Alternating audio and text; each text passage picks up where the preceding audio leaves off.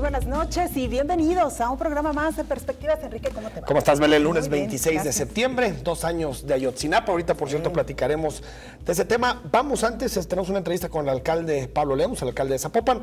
Vamos a escuchar una cápsula que nos sintetiza algunos de los problemas de Zapopan. Pablo Lemus llega a su primer año de gobierno con dos frentes que debe atender. Primero, el combate a la inseguridad. La violencia es un fenómeno que afecta gravemente a la ciudad y al Estado. Robo a autos y homicidios son dos indicadores que no han logrado matizarse durante los últimos 330 días. En segundo, el mal estado de las calles de la ciudad. Zapopan no ha logrado acceder a los recursos necesarios para atender las vías intransitables de la ciudad que se encuentran llenas de baches. ¿Cómo hará el alcalde de Zapopan para atender estos problemas? Lo platicamos con él esta noche en Perspectivas. Alcalde, buenas noches. Enrique, Belén, ¿cómo están? Muy buenas noches, gracias por la invitación y a sus órdenes. Oye, antes de empezar con los temas, alcalde, una valoración de la encuesta que publica hoy Mural. Pues me parece que es una valoración interesante. Por un lado, nos da mucha satisfacción que los zapopanos crean que debemos de seguir por este rumbo con una ratificación, y por el otro lado, bueno, pues una calificación aprobatoria que hace mucho tiempo los alcaldes de Zapopan no habían tenido. Sin embargo, también nos obliga a revisar algunos temas en los cuales los ciudadanos nos están evaluando mal, muy en particular servicios públicos municipales, que ya en lo particular lo abordaba la cápsula que ustedes presentaron. Tenemos problemas importantes, sobre todo con las vialidades, hay que hacer una intervención de la mayor parte de ellas, y adicionalmente hay que revisar también el tema de seguridad, que si gustan lo platicamos en unos minutos. Yo creo que sería el tema ideal para iniciar, alcalde, a reserva de ir desmenuzando estos que ya mencionó al principio. ¿Qué reporte tiene sobre los índices de seguridad? Hay que señalar que la población zapopana todavía no evalúa bien este servicio.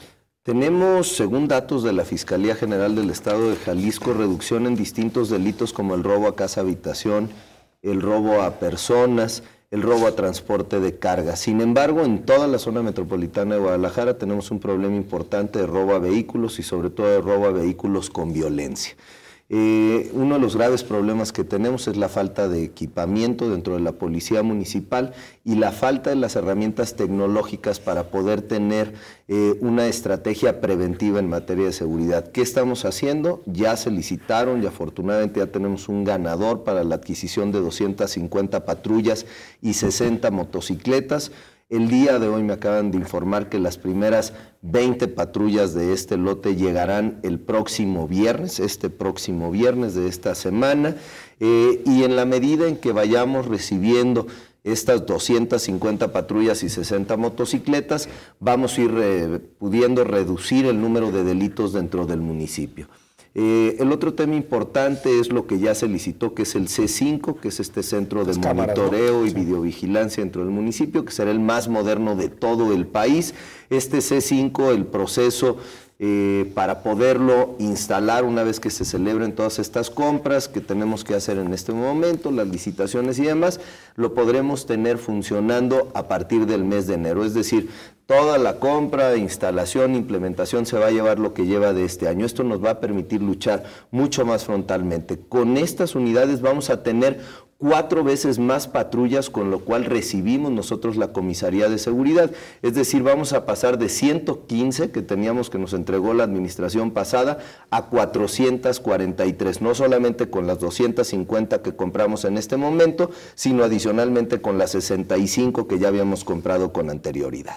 ¿Te preocupa, alcalde, el asunto de los homicidios? Y bueno, mucho se debate si le tocan o no a las policías municipales este tema en particular. Es una corresponsabilidad que tenemos con la Fiscalía. No podemos nosotros eximirnos de decir, bueno, simple y sencillamente este es un asunto de la Fiscalía y que lo resuelvan ellos, porque en cierta medida nos toca también a nosotros a través de tener un mayor patrullaje en el municipio. Entonces, lo que estamos haciendo ahora es una estrategia que va ligada también a la estrategia que tiene tanto la Fiscalía General del Estado de Jalisco como la Policía Federal, e incluso también estamos coordinados con la Secretaría de la Defensa Nacional y con algunos otros municipios, sobre todo de la zona metropolitana de Guadalajara. Incluso el C5, que los describí hace unos minutos, tendrá una comunicación constante y tendrá las mismas tecnologías que tendrá el C5 estatal, porque de lo que se trata es que ellos tengan una comunicación constante con nosotros. En el caso, perdón, Belén, del robo a vehículos, que es un incremento también sostenido en zona metropolitana de Guadalajara, ¿a qué se debe? ¿Te ha dicho tu comisario? Es decir, ¿son pandillas, son grupos del crimen organizado? ¿Por qué este aumento en toda la ciudad? Claro que son grupos del crimen organizado que tienen como estrategia, bueno, robar sobre todo en este momento vehículos de lujo para podérselos llevar a algunas zonas montañosas del país donde ellos, bueno, pues están implementando sus estrategias de huida. Lo que vimos, por ejemplo, con el robo de vehículos del fin de semana pasado a un grupo de agencias automotriz en un municipio vecino de la zona metropolitana de Guadalajara, si ustedes ven las características de los vehículos, son precisamente para tratarlos de llevar hacia zonas montañosas del estado o de algunos otros estados. Por supuesto que es una estrategia de los grupos criminales y que están operando aquí. Ahora, en la medida en que tengamos un mayor número de patrullas en la calle, vamos a poder disminuir también el robo a vehículos. Algo que omití mencionar es que también hemos contratado ya 200 nuevos elementos dentro de la policía que se han añadido ya a la fuerza policíaca y estamos en el proceso de contratación de otros 282. La idea es llegar alrededor de 2.250 elementos a más tardar en el mes de enero. Alcalde, 443 patrullas versus ¿cuántas colonias del municipio de Zapopan? 837 Es decir, colonias. que tenemos ni a patrulla por colonia. No, esa es la expectativa que nosotros tenemos para finalizada la administración. Esto, Belén, es verdaderamente trágico. Nosotros recibimos 115 patrullas para 800 colonias, 115 patrullas para 800 colonias. Ese es el problema que tenemos de patrullaje en la calle. Pero no se trata nada, o sea, no se trata de decir quién tenía la culpa o cómo lo recibimos, se trata de resolverlo. Claro. Y lo que estamos haciendo es cuadruplicando el número de patrullas en calle a un año de administración.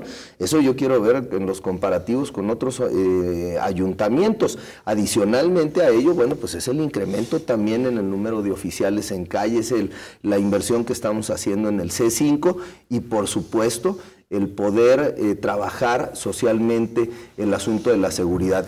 Nuestra responsabilidad primaria es atender todos estos asuntos, pero vengo hace unos momentos de una reunión con vecinos y es importante también poder entrar en un modelo de participación ciudadana en los cuales los vecinos puedan tener sistemas de alarma temprana para poder denunciar cualquier situación sospechosa y que nosotros la atendamos en tiempo y forma. Es decir, una actitud preventiva antes que una actitud reactiva. Alcalde, ¿hay alguna expectativa, alguna meta de cobertura de patrullaje para las colonias al término de su trienio? Tenemos que llegar a 850 patrullas, es decir, a tener una patrulla por cada una de las colonias antes de que termine la administración. Y aún así serán todavía insuficientes. Claro. Sin embargo, comparado con lo que nos dejaron, bueno, pues vamos a tener en ese momento 8 veces más patrullas de las que recibimos. Alcalde, las calles, los baches, ¿qué ha pasado? Porque vemos toda esta proliferación de baches en la ciudad, y en particular en Zapopan. Mira, Enrique, de verdad no creo que nosotros tengamos que estar señalando a las pasadas administraciones, pero es que recibimos una herencia que no nos podemos quitar de encima. El año pasado, 2015, para bacheo dentro del municipio se presupuestaron por la pasada administración 773,000 pesos. 773,000. Nosotros presupuestamos 65 millones de pesos, es decir, más de 70 veces más. Sin embargo, bueno, pues el mal estado en el que nos dejaron las vialidades, pues nos está ocasionando una crisis. Por supuesto que la ciudadanía tiene razón en reclamar la mala situación en la cual están las calles. También tuvimos una cantidad de lluvia que no habíamos esperado. ¿Qué nos pasaba? Las vialidades, nosotros llegamos a hacer un trabajo de bacheo y con la siguiente tormenta no solamente se volvió a abrir el bache, sino que se abrían otros 3. ¿Qué es lo que tenemos que hacer?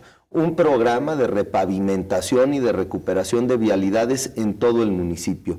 El día jueves, el jueves de esta semana, en conjunto con el presidente municipal de Guadalajara, estaremos presentando el programa de recuperación de vialidades para ambos municipios. La inversión es alrededor en el caso de Zapopan, de 1.600 millones de pesos lo que estaremos presentando, y bueno, pues vamos también a anunciar cuáles van a ser las primeras colonias que vamos a intervenir. Yo lo que puedo asegurar es que en un plazo no mayor a 3 meses vamos a ver un cambio importante en las vialidades del municipio. Sin embargo, también hay que decir que la situación es que hoy el 35% de las vialidades de todo Zapopan están en condiciones bastante malas, y que bueno, pues necesitamos hacer una intervención general en la mayor parte de ellas. Es decir, nos dicen, oye, es que ven a hacer trabajos de bacheo. Ya no aguantan las calles trabajos de bacheo, no tienen ni siquiera base para poderlo hacer. ¿Qué es lo que estamos haciendo ahora? Un programa de reencarpetado y un programa de reconstrucción de vialidades. Pongo algunos ejemplos. 5 de mayo, que ya la iniciamos, que es el corazón de San Juan de Ocotán, necesitábamos hacer un reencarpetamiento desde la base. Ramón Corona, ahí frente al TEC de Monterrey, no aguantaba que hiciéramos trabajos de bacheo. Estamos generando una vialidad en concreto hidráulico, 6 carriles, ciclovía, banquetas con accesibilidad universal. Avenida Central en Ciudad Granja, no aguantaba trabajos de bacheo, esto desde Avenida Vallarta hasta Periférico. Hoy está prácticamente terminada esta repavimentación. Y así lo seguiremos haciendo con las principales vialidades. Estamos ya muy próximos también a iniciar López Mateos Sur, entre Periférico hasta Copérnico, como una primera etapa en concreto hidráulico. Por supuesto que al principio va a ocasionar muchos problemas a la ciudadanía por la movilidad en la zona, pero estamos en conjunto con Gobierno del Estado de Jalisco poniéndonos de acuerdo por los trabajos que CIOP está haciendo, sobre todo en el nodo vial de Periférico y López Mateos. Vamos al corte, seguimos platicando con Pablo Lemus, alcalde de Zapopan.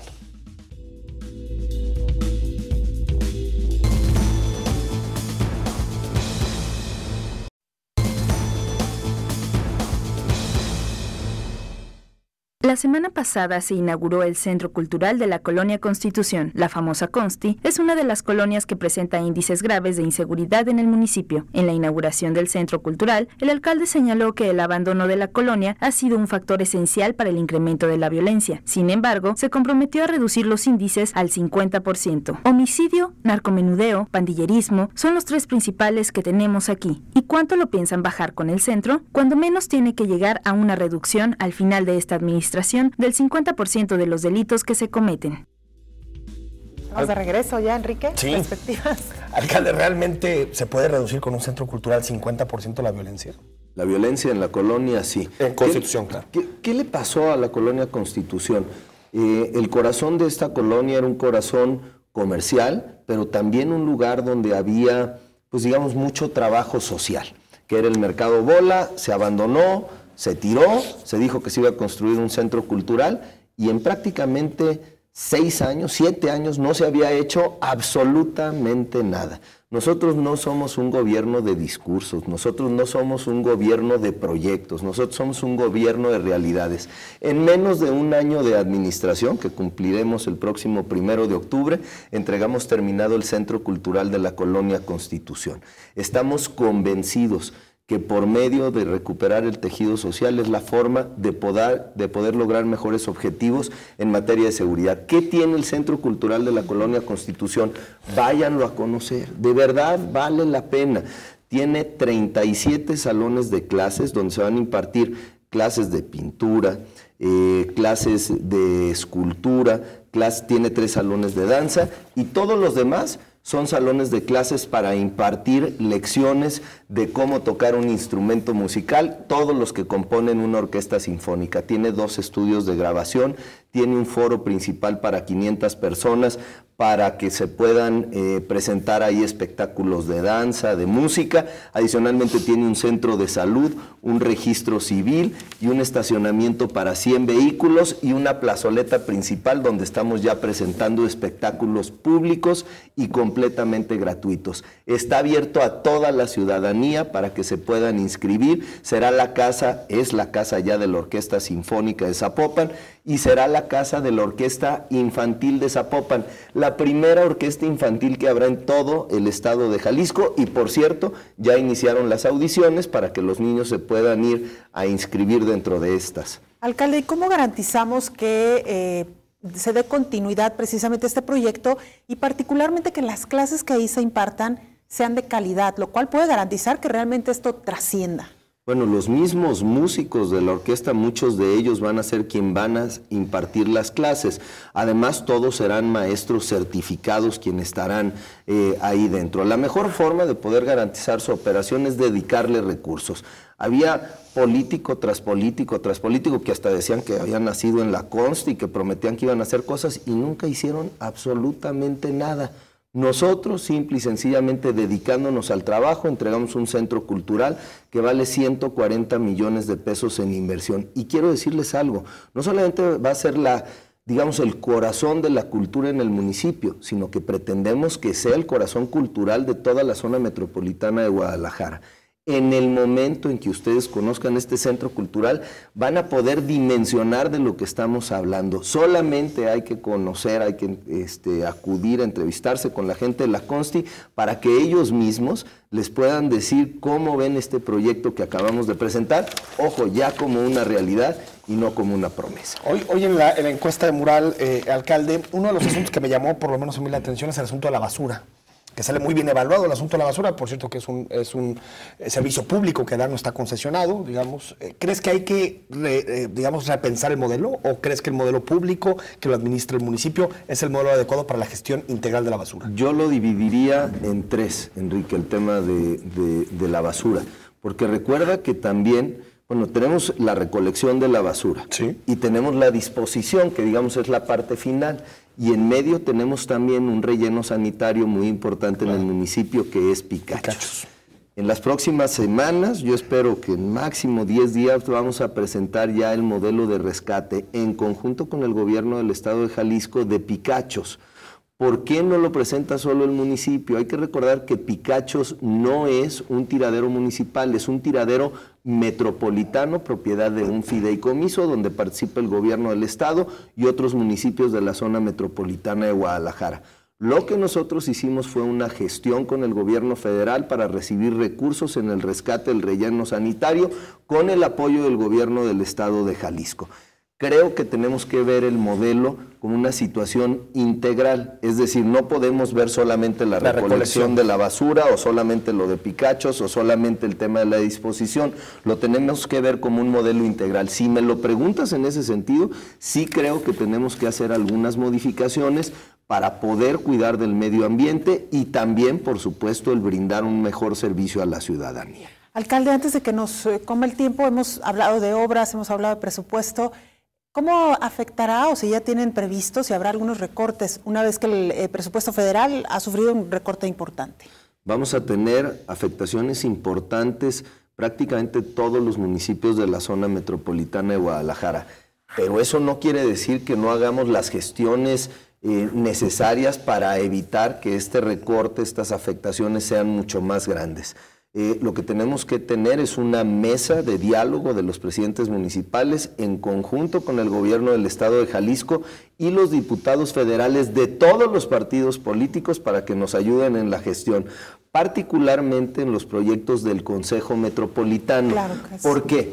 Recuerden ustedes que las obras del Consejo Metropolitano las aprobamos por los próximos 3 años para privilegiar la movilidad no motorizada. Si nos recortan recursos para el 2017 y 2018, muchos de estos proyectos no podrían tener continuidad.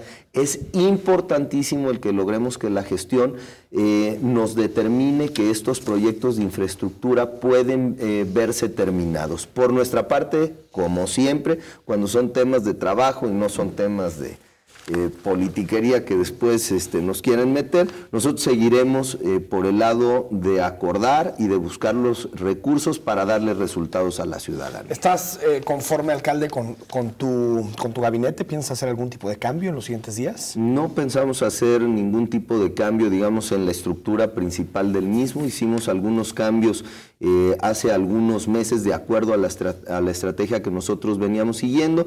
Hemos tenido cambios en algunas direcciones de área, sí, más que por un mal desempeño, los hemos hecho porque ellos han recibido. Recuerden que nosotros invitamos a mucha gente a la iniciativa privada y bueno, pues algunos de ellos reciben ofertas económicas más importantes en algunas empresas y tenemos que hacer algunas modificaciones. En coordinaciones generales no estamos pensando hacer cambios ni en tesorería, ni en la Secretaría General, ni en ninguna de las áreas correspondientes a seguridad. Es decir, por el contrario de pensar en un cambio, estamos pensando en fortalecer el trabajo de nuestro comisario y de nuestro comandante de Protección Civil. ¿Por qué se decidió aumentar el impuesto predial en el municipio de Zapopan?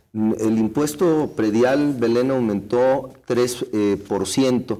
En promedio en todo el municipio. Ese fue el aumento. Ni siquiera llegamos a un incremento inflacionario. ¿Qué fue lo que tuvo modificaciones? Fueron las tablas catastrales. Sin embargo, lo que impacta es transmisiones patrimoniales, no impuesto predial. Esto es lo que yo creo que no se interpretó adecuadamente. El impuesto predial solamente aumentó 3%, ni siquiera la inflación para 2017. Las tablas catastrales y el impuesto de transmisión de dominio serán los que tengan un incremento para el próximo año. ¿Y cuál fue el criterio para incrementar estos Sobre aspectos? todo nos fuimos a los grandes predios en el municipio. Les voy a poner algunos ejemplos. Se compraban grandes extensiones de tierra como reservas territoriales de los desarrolladores de vivienda que estaban, por ejemplo, cerca del Valle de Tezistán, en Santa Lucía, en Colotlán, y como eran predios que antiguamente eran ejidales, los mantenían como tal, con una tasa muy baja, en la cual así los mantenían hasta no pedir una autorización para poder hacer un desarrollo de vivienda. ¿Qué es lo que nosotros hicimos? Pues en términos coloquiales decirle al desarrollador, no te hagas tarugo, esos son predios en los cuales tú debes de pagar una tasa mucho más alta porque ya no son predios ejidales, son reservas territoriales donde vas a construir un desarrollo comercial, habitacional.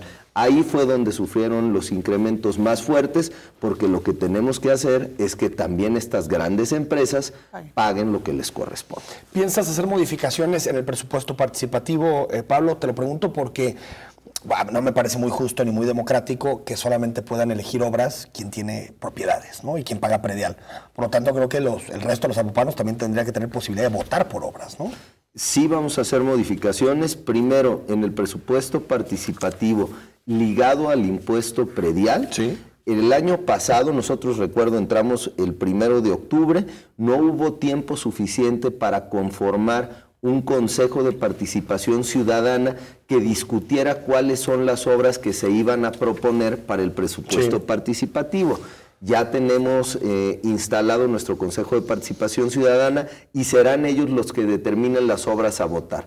Pero vamos a hacer una bolsa adicional de recursos a los ligados, digamos, al impuesto predial, para que también personas que no pagan el predial en el municipio, pero que sí viven en el mismo, puedan poder entrar a votar qué obras pudieran va a haber elegir. obras para los del predial y otras obras para los que no tienen propiedades. Para la ciudadanía en general y que puedan entrar a través de una página. ¿Por qué no hacerlo universal? O sea, que todos tengamos o no propiedades. Habitantes incluso que no vivan en el municipio. Zapopanos. Esa es la idea, que cualquier persona que demuestre que vive en el municipio pueda votar por ciertas obras que van a recomendar el Consejo de Participación Ciudadana. No las va a elegir el gobierno. Bueno, un par de preguntas y para cerrar ya con Pablo Lemus. Nos dice Arturo, la Coparmex es quien ataca a la auditoría, se pregunta, ¿por qué Lemus no habla de fraccionadores que dejaron de pagar 800 millones de pesos? Que dejaron no sé exactamente a qué se refiere a los 800. Si no lo aclaras, Arturo, no sé si tiene que ver con esto que se supo de fundar, no lo sé. Bueno, Alonso Godoy generalmente nos acusaba en la Coparmex que nosotros defendíamos, seguramente es un agente de la auditoría, decía que había fraccionadores que no habían pagado impuestos. Lo que nosotros estamos haciendo, y lo acabo de describir a través de las tablas catastrales, es precisamente hacer que los desarrolladores paguen los impuestos justos dentro del municipio. Y bueno, te pregunta también Yolo, ¿cuántas colonias le faltan para terminar el proyecto de bacheo? A ver, de las 837 colonias que tenemos hoy en día en el municipio, el programa de intervención que vamos a anunciar en algunos días más, el día jueves, contempla más que colonias, contempla alrededor de 450 vialidades que vamos a intervenir en todo el municipio. Sin embargo, esto corresponde, ya lo decía hace un rato, a la recuperación de alrededor del 30% de la totalidad de las vialidades. Bueno. Nos hace falta todavía el 70%. Hay que recordar, también hay que dimensionarlo.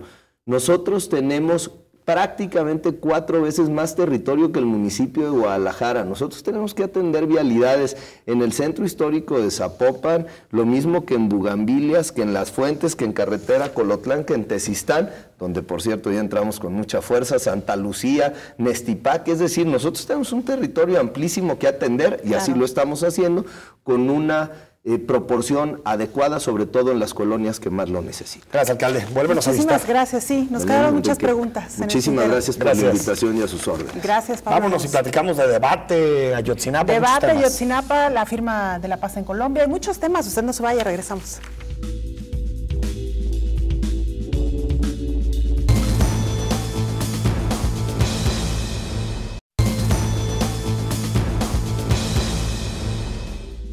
De regreso en Perspectivas, luego de esta charla que tuvimos con el alcalde Pablo Lemus, ¿no? Muy breve, ya tendrá temas de agenda y no pudimos concluir con otras preguntas, y también habrá posibilidad de sacar los micrófonos para que, como siempre lo hacemos en Perspectivas, para que la ciudadanía le haga algunas preguntas al alcalde Pablo Lemus, porque creo, Belén, estarás de acuerdo conmigo, hace mucho tiempo que las administraciones no eran tan inspeccionadas como ahorita. Sí. Y creo que eso es positivo, ¿no? Ya lo decíamos, incluso aquí los hemos tenido como invitados. Estos ejercicios que se realizan, ¿qué haces, alcalde, no? A través de Jalisco, ¿cómo vamos? Y otras organizaciones. Y otras organizaciones que están trabajando muy puntualmente, siguiendo paso a paso esta y las encuestas que salen, los debates en los medios sobre los temas. Creo que es importante volver a que la agenda esté en el municipio, que hay que recordar que es el entorno gubernamental más cercano al ciudadano, y por lo tanto lo que vemos en calles, en banquetas, en parques, lo más próximo, porque a nivel nacional hablamos de los temas macro, ¿no? La economía, la política, pero los temas aquí directos del ciudadano tienen que ver con el municipio. Seguridad. ¿No? ¿Cómo te sientes cuando sales a la calle? ¿Cómo te sientes en tu casa, habitación, que los incrementos a robo? Más bien, el robo se ha incrementado muchísimo. Cuando roban tu vehículo o te asaltan en la vía pública, la recolección de basura cuando no pasa un día, en fin, hay muchísimos temas que nos pegan directamente. Entonces trataremos de que estén todos los alcaldes y leeremos las preguntas que seguramente usted está pensando. Pero hoy se cumplen, Belén, 2 años de una de las tragedias que han marcado este país, la tragedia de Ayotzinapa, lo que sucedió en Iguala en la noche del 26 de septiembre de 2014. 2 años que creo que se fueron muy rápido, ¿no? O sea, 2 años de muchísima discusión, han pasado muchas cosas desde aquella noche. Yo diría que es un país muy distinto el de la noche del 26 de septiembre de 2014, cuando sucedieron los hechos de Ayotzinapa, y el país de hoy. Incluso revisando algunas publicaciones, hemerografía el fin de semana, veía los temas que discutíamos en esos días y dices, ¿cómo cambió el país tanto? ¿No? Estábamos discutiendo reformas, estábamos discutiendo crecimiento económico, estábamos discutiendo temas relacionados con telecomunicaciones, con apertura de mercados, y hoy el debate no sale de corrupción, impunidad, de infiltración del crimen en la política, en los gobiernos. Es decir, yo sí creo que Ayotzinapa cambió mucho al país. Sí, lamentablemente, y hay que decirlo, tuvo que ocurrir un acontecimiento de este tipo para dimensionar, Enrique, una problemática que era añeja y que quizá el país no se había dado el tiempo realmente de sentirlo y de protestar. Y me refiero a los miles y miles de desaparecidos que hay hoy por hoy en este país y que no iniciaron con Ayotzinapa, iniciaron desde el sexenio pasado, hombres y mujeres desaparecidas que hoy por hoy sus familiares no saben nada, y que bueno, el caso Iguala viene a poner un rostro, digamos, mucho más claro, mucho más nítido de la problemática de desaparecidos en nuestro país. Y como bien lo dices, al final de cuentas estamos hoy debatiendo sobre impunidad y sobre una falta de justicia total, ¿no?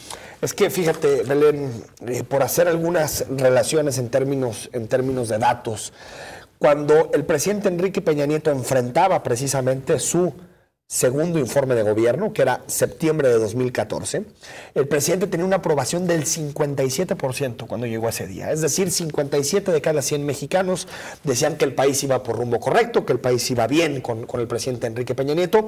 En solamente 3 meses, de septiembre a diciembre, que es, pues, digamos, la pésima gestión de la crisis que tuvo Peña Nieto, porque más allá de lo que ha sucedido con la PGR, de lo que ha sucedido con el ejército y con todo este efecto sistémico que ha tenido Ayotzinapa, el presidente reaccionó muy mal ante lo que sucedió. Hay que recordar que al principio quiso minimizar la crisis. Dijo, es un asunto local, así lo calificó, y es un asunto que compete al gobernador de Guerrero, Ángel Aguirre, que, por cierto, es un gobernador que llegó con las siglas del PRD, que llegó, bueno, de una alianza de partidos, PRD, MC, PT, bueno, varios partidos. Quiso minimizarlo, quiso hacer pensar que era un problema localizable, que podría ser perfectamente achacable al gobernador, y sin embargo, se le volteó en la cara. Es decir, de poquito en poquito la ciudadanía empezó a identificar este tema más con un asunto de todos los partidos políticos, entre los cuales por supuesto que está el presidente de la República y el PRI, más que un asunto directamente de Guerrero. Y por lo tanto, en un periodo de 3 meses, el presidente perdió muchísimos puntos de aprobación. A mí cuando me dicen la crisis de Peña Nieto comenzó con la reforma fiscal de finales de 2013, pues las encuestas no dicen eso. Las encuestas empiezan a ver un descenso a partir de Ayotzinapa y la Casa Blanca, que yo creo que son dos cuestiones que las tenemos que entrecruzar, no porque sean lo mismo, sino porque te hablan de impunidad, te hablan de corrupción, te hablan de falta de rendición de cuentas, y esos dos elementos se embonan y es lo que hace que el presidente pierda en un periodo de 2 años 35 puntos de aceptación, es decir, prácticamente por los suelos. Y también, y esto hay que decirlo, que el sistema de partidos se encuentra en la crisis en la que está, porque más allá de un problema de Peña Nieto, de un problema relacionado con el presidente de la República, el sistema de partidos lo ha resentido.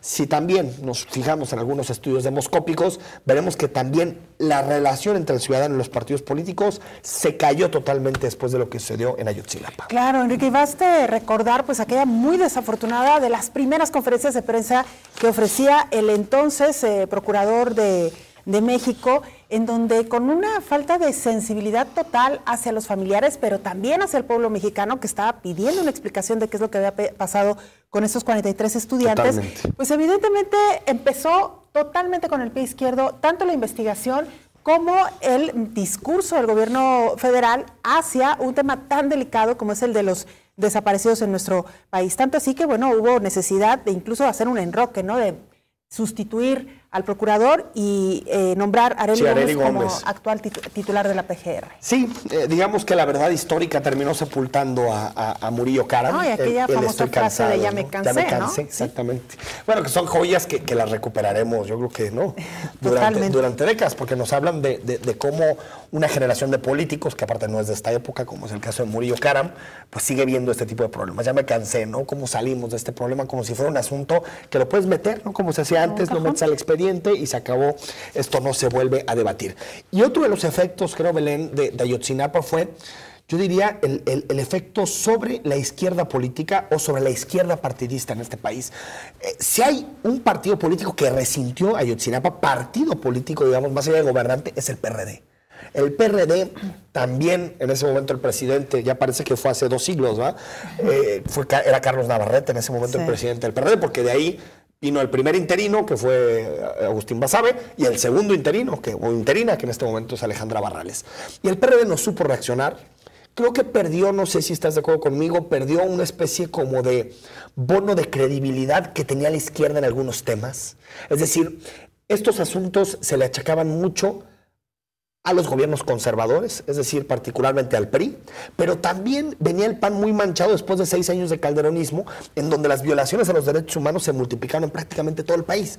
Es decir, el hecho de que la izquierda que decía, nosotros no hacemos esto, nosotros protegemos a los derechos humanos, nosotros escogemos a nuestros candidatos para que tengan una visión, creo que al final los terminó manchando porque si te fijas, todos los involucrados en este problema, hasta los Abarca, llegaron a través de partidos políticos relacionados con la izquierda de nuestro país. Y yo creo que eso provocó también la escisión al interior del PRD con Andrés Manuel, pero sí creo que provocó que el PRD ahorita esté siendo pues, un partido que está más cerca de la desaparición que realmente un partido que jugará un papel fundamental en los próximos años en México. Es decir, creo que si algún partido lo resintió directamente fue el PRD, que no encontró respuestas. Primero, en vez de pedirle la dimisión absoluta y rápida a Ángel Aguirre, medio lo protegió, hablaron de que era un asunto estructural, es decir, pues para que no les quiten algunas cuotas que tienen los gobiernos, y al final se les totalmente se les echó para atrás el asunto, ¿no? Tuvo un golpe muy fuerte para el PRD. También estuvo involucrado, por ejemplo, gente muy cercana a Andrés Manuel López Obrador, a Morena, a Movimiento Ciudadano, al PT.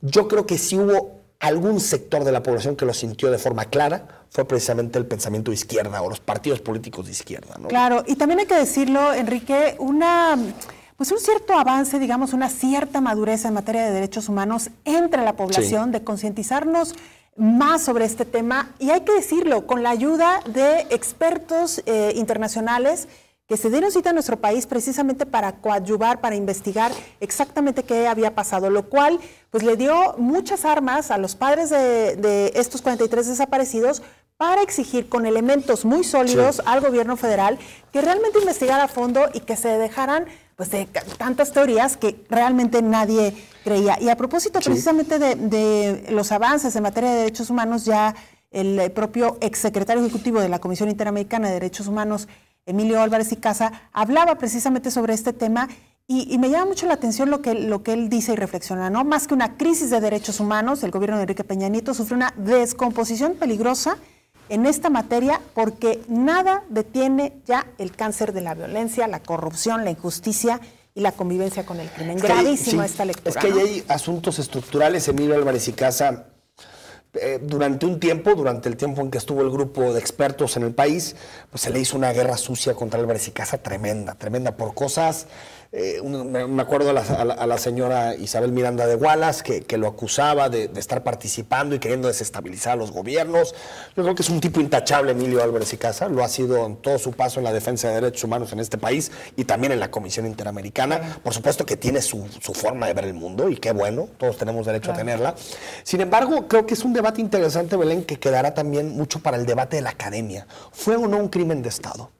Claro. Y esta definición o saber si es un crimen de Estado tiene que ver con cómo definas qué es un crimen de Estado. Si defines que el crimen de Estado es cualquier delito o crimen que comete una autoridad relacionada con un gobierno o con el Estado, por supuesto que es un crimen de Estado. Claro. Pero entonces ahí sería un crimen de Estado también, por ejemplo, un delito de Estado, como me quieras decir, que por ejemplo un policía te extorsione y te pida dinero por no llevarte a que declares, ¿no? Entonces, de pronto eso de decir cualquier tipo de delito relacionado con el Estado es un crimen de Estado, nos lleva a una confusión, es demasiado grande, digamos, la definición.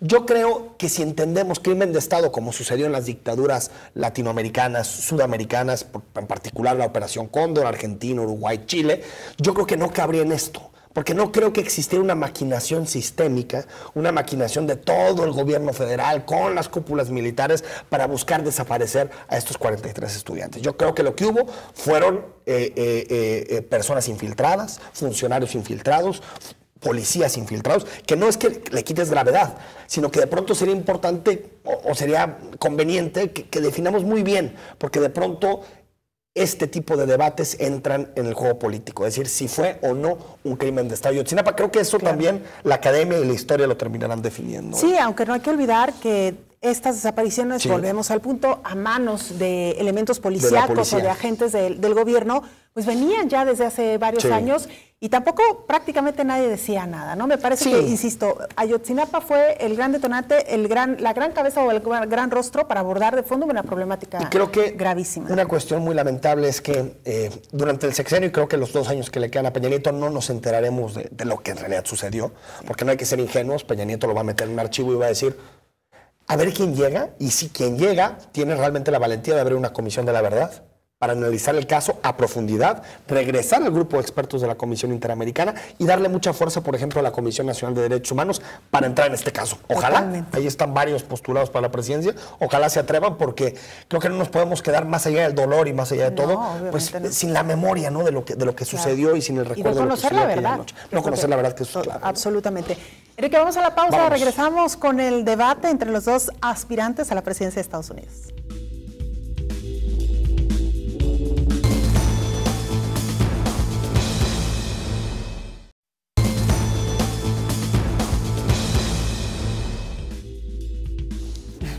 Estamos de vuelta en Perspectivas. Ya estábamos en el debate antes de entrar al tema del debate, Enrique. Bueno, tenemos último bloque, último segmento. Platicamos de algunos temas. Bueno, en el segmento pasado platicamos sobre el caso Ayotzinapa y los ecos y también el efecto, que yo creo que la historia lo va a terminar configurando de forma clara, pero Ayotzinapa está marcando un antes y un después. Y solo hacer un comentario relacionado con eso, hay que recordar que los ecos del 68 llegaron hasta la reforma electoral del 77, es decir, tardamos, lo que había sucedido en las calles, tardó 9 años en reflejarse en las instituciones, que fue la apertura, la posibilidad de que hubiera más pluralidad, más libertad de expresión, la famosa reforma de López Portillo. Por lo tanto, los que quieren enterrar a Ayotzinapa y decir Ayotzinapa no logró nada, es un movimiento de unos poquitos y se acabó, creo que se equivocan. De pronto estos procesos son un poco más largos, ¿no?, que el simple hecho de pensar que el país va a cambiar en 6 meses, ¿no? ¿Cómo era este eslogan que utilizaban los grupos de apoyo a Ayotzinapa, que habían intentado enterrarlo y lo que provocaron fue que floreciera? Que floreciera aún más. Entonces, ¿no? Así va a ser seguramente. Bueno, a través del WhatsApp, algunos mensajes. Nos dice Arturo Ayala, ¿por qué no profundizan sobre la vinculación de los Rojos y Guerreros Unidos en la Normal de Guerrero? O de los 17 estudiantes vinculados con los Rojos, ya que está documentado. Bueno, documentado es yo creo que ir un poquito más allá. Hay 2 testimonios, 2 de quienes fueron detenidos, que hablaron de esta vinculación en su momento. Si lo recuerdas muy bien, Arturo, eso se filtró a la prensa en su momento y lo publicó, en particular recuerdo Reforma, y algunos columnistas, Ricardo Alemán, Jorge Fernández Menéndez, más vinculados al pensamiento conservador, a la derecha en este país, tomaron esos argumentos como para pensar que en realidad lo que pasó con los normalistas es una guerra entre cárteles del crimen organizado. Sí. Yo la verdad es que me quedan muchas dudas, he leído otras cosas, lo que escribió Sergio Aguayo, lo que escribió Esteban Illades sobre el caso, lo que escribió el mismo Héctor de Mauleón, que también conoce bien el caso a fondo, y creo que quedan dudas sobre esta vinculación, quedan dudas muy claras, y sí creo que fue muy irresponsable en su momento la PGR en filtrar información sobre un caso que todavía ni siquiera estaba sentenciado. Claro. O sea, que lo utilizaba más como una estrategia política para ilegitimar, porque también después hay que recordar cómo se grabó a Vidulfo Rosales, que está y que ha sido vocero y abogado de los padres de los normalistas, se lo grabó. Es decir, ha habido también de parte de una parte del Estado una guerra abierta, ¿no?, para tratar de ilegitimar que en realidad detrás de eso lo que existen son lo que tú decías al principio, Belén, miles de desaparecidos, corrupción, policías infiltradas, que es en realidad el debate más allá de los 43 desaparecidos. Claro, ¿no? Y que hay que decirlo también, Enrique, pues esta idea sistemática de criminalizar a las víctimas, ¿no? Antes de siquiera concluir una investigación. Porque aparte no hay una sentencia, ¿no?, en relación al tema, y estaba leyendo el fin de semana que hay 130 detenidos por distintas cosas, interrogados, y mira, al final tenemos poco. Hay, por cierto, en relación a este tema, Belén, un libro muy bueno, el último libro de Humberto Eco, que se llama Número Cero, donde habla de un concepto que es muy interesante, que se llama la máquina del fango. Y hablaban de esa máquina del fango, como ciertos medios de comunicación de pronto se utilizan o son plataformas para empezar una guerra contra ciertos grupos que de pronto amenazan a los gobiernos, ¿no? Y que cuestiones que podrían ser bastante normales, de pronto son manejadas de tal forma que parece que lo que busca en realidad es echar tierra o fango encima de ciertas peticiones. Medios que se prestan, ¿no? Exacto, a ese juego, ¿no? Caso de Ayotzinapa, nos dicen igual, torpedeado por Emilio Álvarez y Casa, financiado por OEA, instrumento de los Estados Unidos. Caso Casablanca, filtración de Estados Unidos por el acercamiento de México a China. 2 pinzas de Estados Unidos para desestabilizar a México. Bueno, ahí está. Es que más allá, mira, yo creo que más allá de estas interpretaciones o teorías, me parece, Enrique, que no nos vamos al tema de fondo, ¿no? El asunto no es quién filtró la información sobre la Casa Blanca. Al final fue cierto. Al final hay un tema que el presidente todavía tiene que explicar con mayor profundidad. El caso de los 43 desaparecidos es que no lo hemos inventado, es que ocurrió. Existen con nombres y apellidos las familias afectadas e insistimos, los miles de desaparecidos. Es decir, de repente por caer en estos juegos de quién filtró y a favor de quién o por qué juegan con quién, son hechos reales que ahí están y que no nos debemos de perder en lo realmente importante, ¿no? Debate, Belén. Debate hoy presidencial. El primero de 3 debates. Hoy, por ejemplo, el portal político.com titulaba el debate más esperado de todos los tiempos. No sé si el más esperado de todos los tiempos, no me ha tocado vivir todos, pero sí es un debate muy esperado a nivel global. Lo que sucedió acaba de terminar hace algunos minutos, el primer debate entre Hillary Clinton y Donald Trump. Oye, qué pena que tanto tú como yo no tuvimos oportunidad de verlo completo porque estábamos aquí en el programa, solo pudimos escuchar una parte, que fue la parte económica, que me parece que da mucho para debatir. Pero me parece que bien, ¿no? Bien, los dos le entraron. Es decir, a diferencia de los debates a los que estamos acostumbrados en México, hay estos dos candidatos. Estos dos candidatos con mucha más fuerza. Y a mí nos ha tocado ser moderadores. Bueno, es el peor trabajo que te pueden dar, es un castigo, ¿no? Bueno. Digo, porque acá el moderador periodista interpela, si no queda un tema claro, vuelve a preguntar, es decir, retoma algunos puntos y le pide al candidato que los explique más. Sí, provoca Nuestro un formato verdadero... es realmente una serie de monólogos unidos. De darles espacio para que expongan un tema y se acabó. No hay una interacción. Y el periodista o el comunicador, en este caso, lo que hace es pasar la voz a cada uno y se acabó. No tiene ninguna intervención, cosa que, por cierto, hay que terminar con este modelo de debates que no ayudan en nada. Pero el de Estados Unidos es muy distinto. Sí, bueno, además estamos hablando del formato ya en sí, pero además de los candidatos, dos personajes con mucho carácter, con mucha personalidad, con mucha trayectoria, cada uno en su ámbito, y con muchos temas polémicos, es decir, que todos los elementos sobre la mesa para que se diera una buena discusión. Sí. A ver, yo creo que en un debate, y bueno, van a salir, ustedes lo saben, lo más importante de los debates siempre es el postdebate, siempre es como las cadenas de televisión, los periódicos, los periodistas terminan posicionándose de un lado u otro. Es decir, yo recuerdo uno de los debates de Barack Obama que me gustó mucho, por ejemplo, con John McCain, en donde Barack Obama pues tenía una capacidad, y todavía la tiene, o sea, una capacidad de oratoria, una capacidad analítica impresionante. Era buenísimo para los debates, ¿no? Es buenísimo en el sentido de que conecta muy fácil, ¿no? Lo que quiere decir lo expresa muy bien. Qué bien el caso del ratito que me tocó ver el debate, vi a una Hillary Clinton que comenzó nerviosa.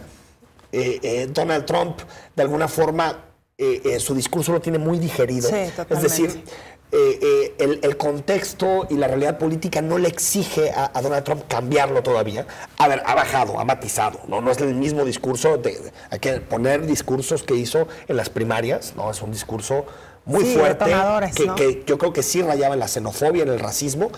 Y en el caso de Hillary Clinton es un discurso, no sé si tú estás de acuerdo conmigo, mucho más complejo, porque si bien la base del Partido Demócrata, hay que recordar, son los trabajadores, por lo tanto son no las élites ricas del país, de Estados Unidos, pero también la relación de Hillary con las élites es muy buena. Entonces, de alguna forma, eso le hace ser a Hillary una especie como de equilibrista, porque va queriendo defender los derechos de los trabajadores, pero al mismo tiempo tampoco quiere golpear demasiado a la élite, porque la élite en realidad está en este momento, sobre todo Wall Street, con alguien como Hillary Clinton. Y Trump es, en ese sentido, mucho más el discurso de siempre, ¿no? En la parte económica y de empleos dijo, el grave problema de Estados Unidos es que las industrias se van a México o a China. ¿Por qué? Porque en México y en China le ofrecen salarios muy bajos y por lo tanto lo que están haciendo México y China es hacerse, lo dijo de alguna forma, crecer económicamente o beneficiarse de la relación que tienen con nosotros. Es decir, está muy claro el discurso, muy fácil, muy digerible. Lo que yo no sé es si realmente repetir el mismo discurso al final le vaya a dar dividendos a Donald Trump.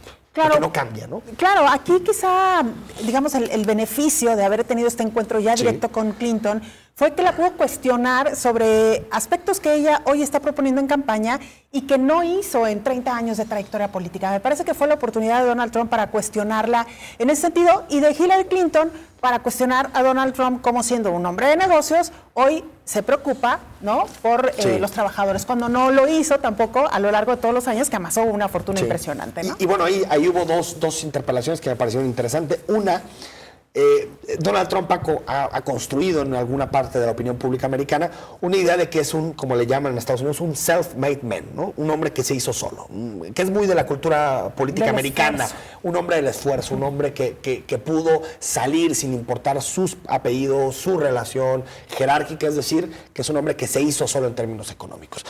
Y fue prácticamente la primera intervención de Hillary cuando dice, tú para iniciar tu negocio recibiste un apoyo de tu padre, no recuerdo exactamente la cantidad, pero una cantidad importante de millones, mientras que yo vengo o soy hija de alguien que inició desde una pequeña empresa, desde una microempresa, por lo tanto, tratándose de asemejar más al tipo de modelo de candidato que le gustan a la media americana, ¿no? Que es no el que ha recibido apoyo de sus padres o de su familia, sino que es por su esfuerzo. La cultura del esfuerzo. Eso por un lado, y que le responde Trump diciéndole, no, bueno, es que sí, mi papá me dio ese dinero, pero yo hice un emporio de esto, ¿no? Que es lo que necesita Estados Unidos, ¿no? Alguien que sepa con la cantidad de dinero que tenemos hacer un emporio. Le respondió, tratando de acentuar su lado de gestor eficaz, que es algo que le interesa.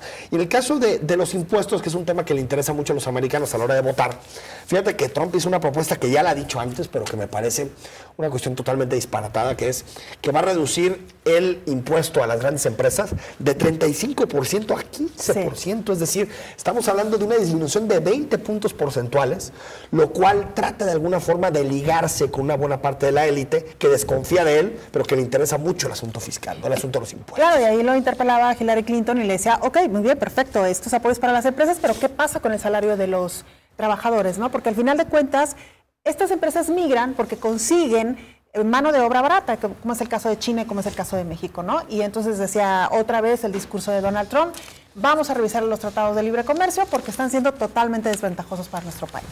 Que yo creo que al final, si Trump llega, difícilmente va a renegociar los tratados, ¿no? Sí. O sea, estamos hablando de un asunto que es una política ya integral, estructural de Estado en los Estados Unidos, y un elemento que me parece fundamental y que creo que también tiene que ver con la forma en que se gestionan. Estados Unidos, a pesar de los pesares y a pesar de las dificultades económicas globales, está viviendo buenos momentos económicos. Lleva 5 años seguidos generando empleo, tiene una tasa de desempleo que está casi a la mitad de la que recibió Barack Obama, y su asunto, y lo decía creo que bien el moderador cuando iniciaba el debate, pues el asunto es la desigualdad. Es decir, que esa brecha que no era tan grande como en México, esa brecha entre los más ricos y los pobres, se ha hecho más grande durante el periodo de Barack Obama, y tiene sentido, porque casi siempre de las crisis se sale así.